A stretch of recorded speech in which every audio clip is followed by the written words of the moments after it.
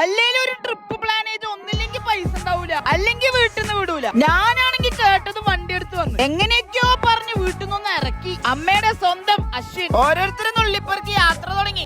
വിയർപ്പ് തുന്നിയിട്ട കുപ്പായം, അതിൽ നിറങ്ങൾ മങ്ങുകില്ല കട്ടായം. ഒരു പെട്ടിക്കടയിൽ നിർത്തി ഞാനൊരു മാജിക് നൂഡിൽസ് കഴിച്ചു. നോർത്ത് മിച്ചറാണാണ്ട് വന്ന BSF നമ്മളും കുറഞ്ഞ പുള്ളിയല്ല. പാലക്കാടിന്റെ രമണിയും കണ്ട് ഞങ്ങളെത്തിയത് നെല്ലിയാമതി. ചെറിയൊരു പ്രശ്നമുണ്ട്, ഞങ്ങളെത്തിയത് വൈകുന്നേരം 4 മണിക്ക് ശേഷം ആയതുകൊണ്ട് ഉള്ളിക്ക് വിട്ടില്ല. ഇവിടുത്തെ നിയമം അങ്ങനെയാണ്. ആ ഗ്യാപ്പിൽ ചെടിക്ക് വെള്ളം കൊടുത്ത് 2 എണ്ണം ഒടുക്കം ബുക്ക് ചെയ്ത റിസോർട്ടുകാർ വണ്ടി നമ്പർ ഫോട്ടോ അയച്ചു കൊടുത്തപ്പോ നമ്മളെ വിട്ട്.